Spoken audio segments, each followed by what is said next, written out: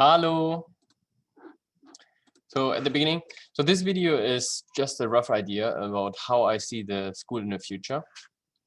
I had this mindset, I just came from a sport, so it's a little bit, it's the first draft, okay? So please, if you like it, share it and improve on it and give me feedback. If not, just ignore it. Okay, let me share. Okay, so school of the future from my perspective, okay? So at the moment, the current system focuses very, very much on just the mind, or especially not just the mind, or just on knowledge, pure knowledge. So the kids have to learn in normal basic school or public school, they have to learn a lot of mathematics, even in very early years, when I think something different is much more important. For example, this the spirit, like how to behave, how to be a good person, things like this, okay? So in my version of the school, these three parts would have equal rights, okay? They're equal positions. So at the moment, like I said, maybe you have 2 times in a week PE. This is the easiest example, of course, and then you have only once or 2 times life education in our school, for example. But what I would like to is that all of them is equal parts. So this means I would recommend, so we come later to this as equal parts. Let me talk later with this, what I mean by this. So we start with the mind, okay? So most of you are familiar with this, but in the future, how I would like to see it and how I do it at the moment in my school. For example, the German course at my school at the moment is, it goes away from knowledge and it goes to skill-based. For example, you will find out many of your students also love Among Us. It's a very popular game, for example. So I especially designed, one of my skills is playing Among Us in German. So the students learn how to play this game with pure German language. So, and then as their homework, they have to record a video how they play it, like a mini theater piece, you know, like conversation, creating app games for color. This is always optional, and then playing app games and playing Duolingo. So this is how exactly my Google Classroom, I would present it. And you can see down there, there's a file called Wort or Wörterliste. This means the word list. So this is the words we want to focus on this in this term or in this session. And then there's a video of me, Farben Among Us. Okay, so so how normally is and how normally works. So teacher creates a short introduction video, for example. Playing Among Us requires certain skills. For example, you need the vocabulary of the different rooms or the vocabulary of the color. So I would make a video where I teach the skills first.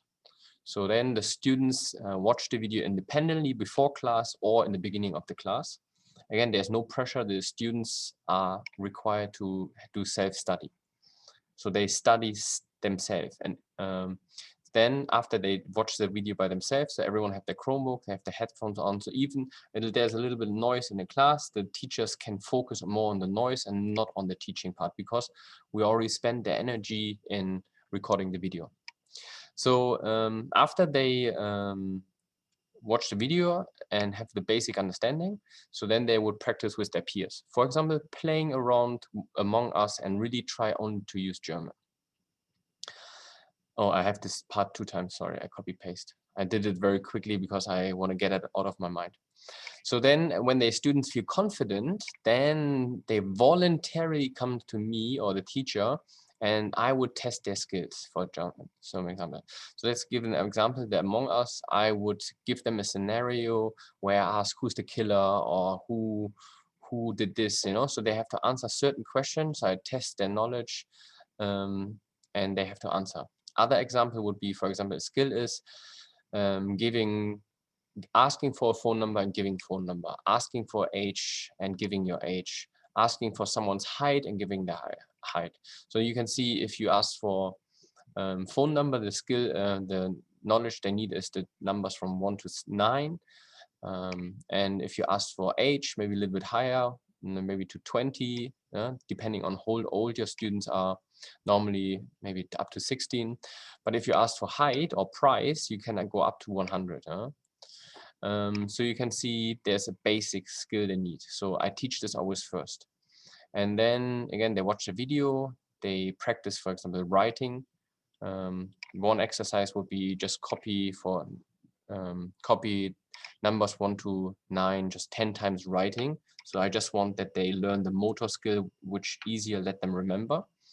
Because nowadays everyone use keyboards, so I, like in Bart Simpson, I let them copy paste very often just to train their motor skills. And then again, they practice with their peers. They can use some of my physical cards in class to like randomly draw a phone number and then ask for them and write them down. And if they think they're ready, they come to me. And important, again, what I emphasize is if they're successful, they get a pass. If not, I tell them immediately what they can improve on, and they can go back to their seat, improve, and come back later. If there's time, of course, they have to queue up, or next week. They can ask that I test their skill at any point, So there's never a failure. So if they don't give up, they cannot fail. If they give up or they don't do it, they can fail because it's self-responsibility. But if they don't give up, they can improve and finish it. Okay. So then again, how my grades are generated is, for example, if I have 30 skills in a term, depending on how many skills you acquire, this will be your grade. You can push your grade higher because I encourage that you teach others. So you can develop app games. For example, this is a German website. I hope it's become more popular with this video. It's called learningapps.org. So the students develop, I will also use this. This is the also my main point. Students are encouraged to create learning materials for other students. Remember, the highest level of learning is teaching others. So there will be a basic app game amount, which I provide, designed by me. But because my mindset is of 35-year-old, so maybe what I create is not interesting for them. So I encourage them to create learning materials for their peers. So they have an idea, they can pick a template, they can fill it in the context, they can save the app and share it. So the meaning is they share it first with me, I see if it's correct, and if it's correct, then I share it with the class. So in the class time, when they're not speaking with their peers or they are tested from me, they can play random app games. So then there's also Duolingo, again, nice self-learning platform. So every week they're encouraged to play 30 minutes of Duolingo. Normally my class is so designed that you don't really have time to do it. But of course, if you have faster students, you can use class time to finish your task. Again, in my mind is, you can even play Duolingo or you can even go to a higher level. So my mind is self-learning. What they want to do is not dictated by me, it's dictated by their interest. So now I make this presentation also for Debbie. She's an amazing person. You can Google her maybe if you find the school and my name. She's an amazing person. She's in the moment in charge of mathematics. So this video is also partly for her, that I can convince her also change more in this direction.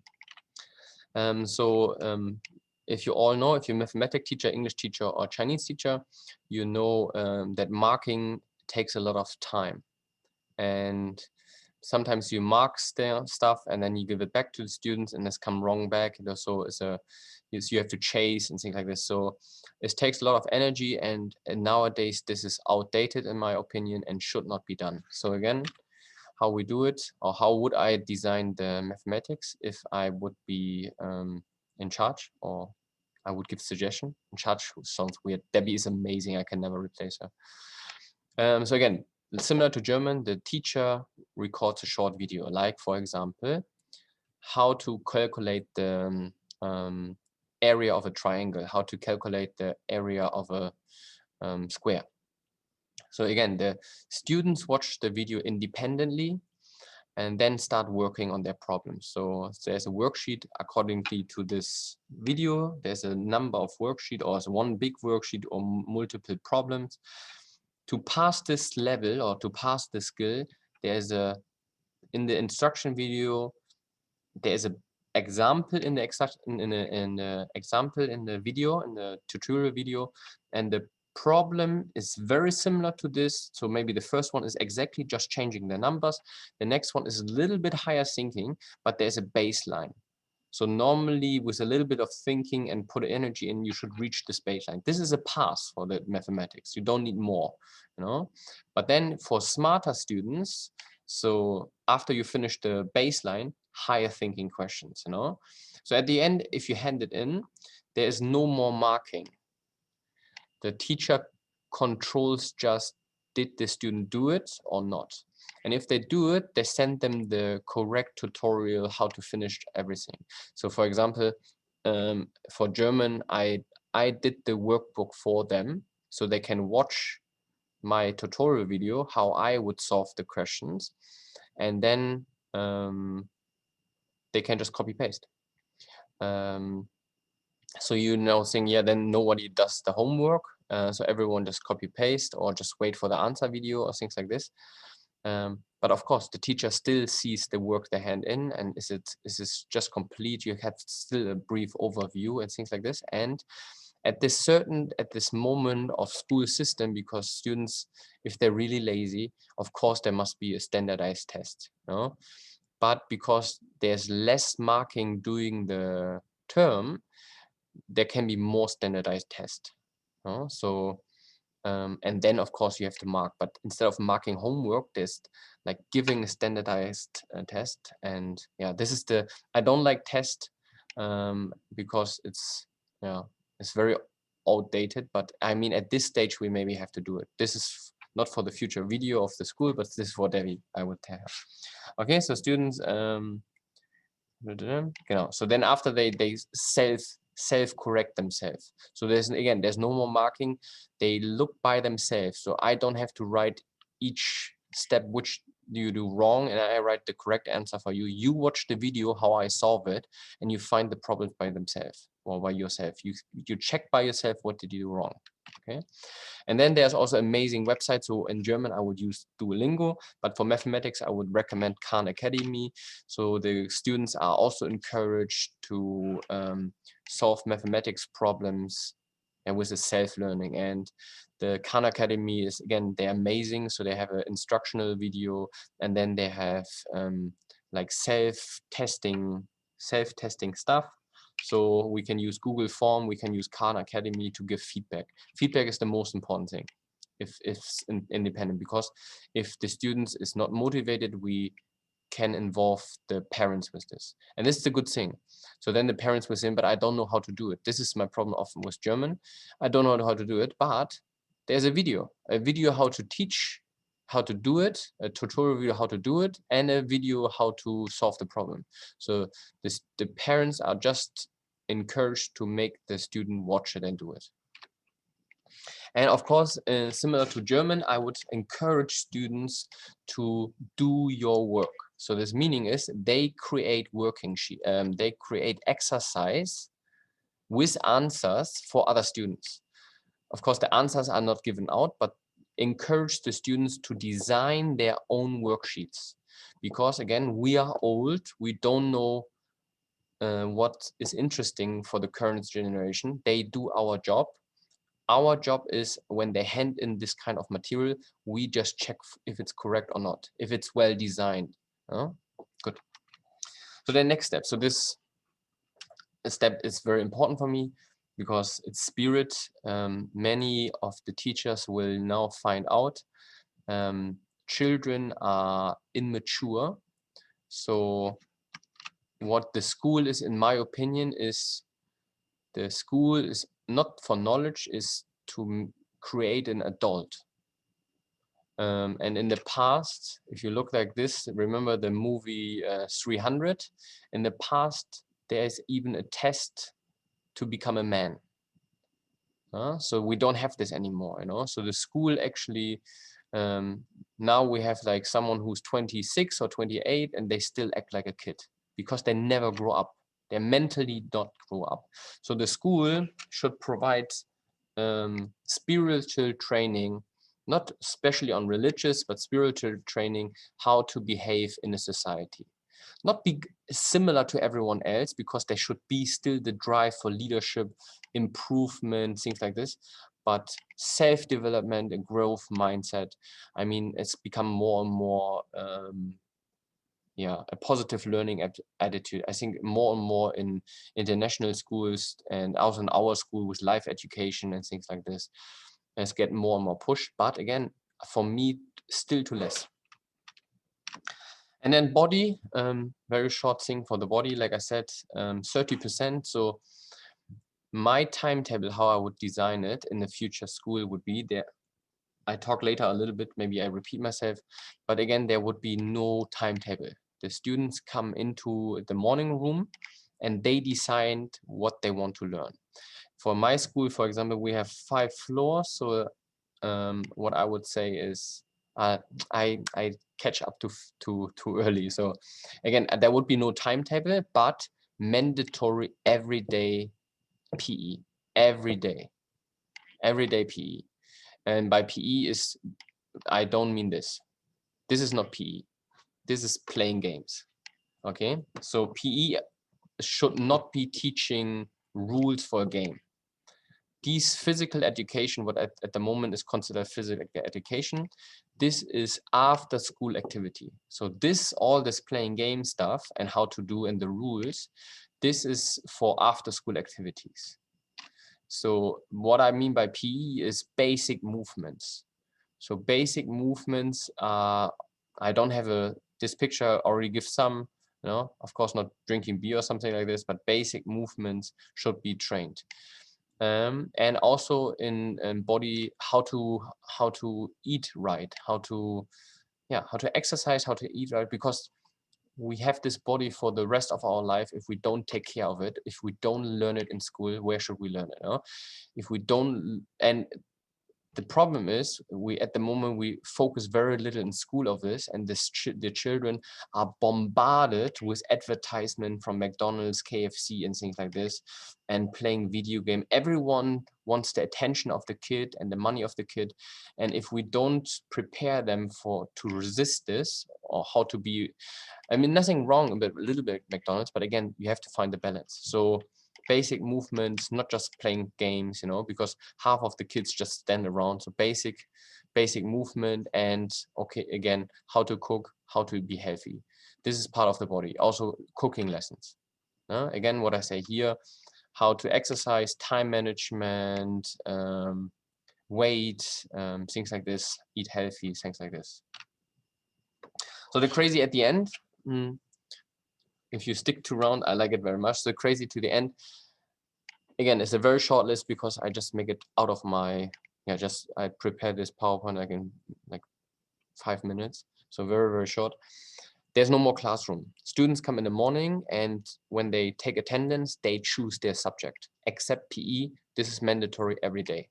So there's no more classroom, there's meeting rooms. What I mean by this, so meeting rooms is where the class teacher, don't even have to be a real teacher, can also be student development, personal, will take the attendance and then later also speak about the development. For example, because students choose their own subject. For example, in the morning, Marcus feel like he wants to do mathematics because mathematics is his favorite subject, and then maybe also a little bit music later. But he books the room, so there's no more classroom.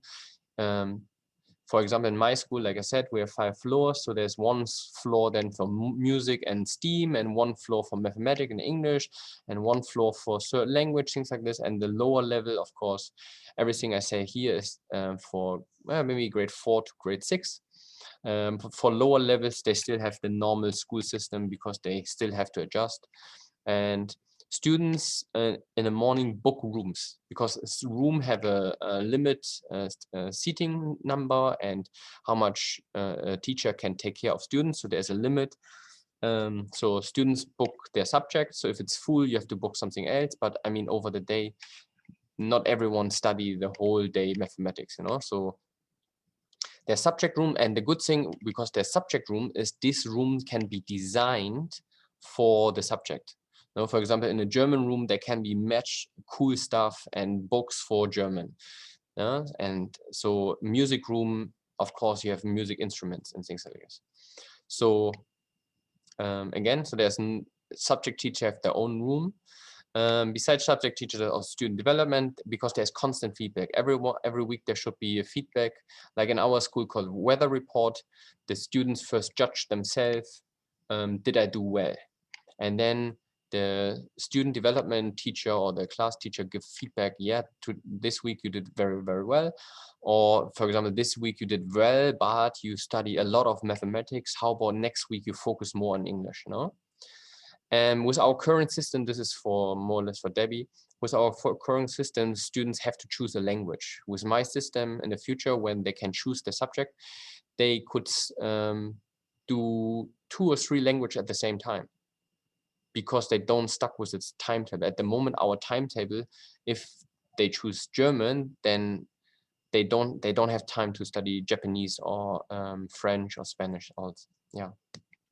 So with this system, of course, it's not doable in this next few years, but with this system, they can study multiple languages at the same time. So it's much more interested based.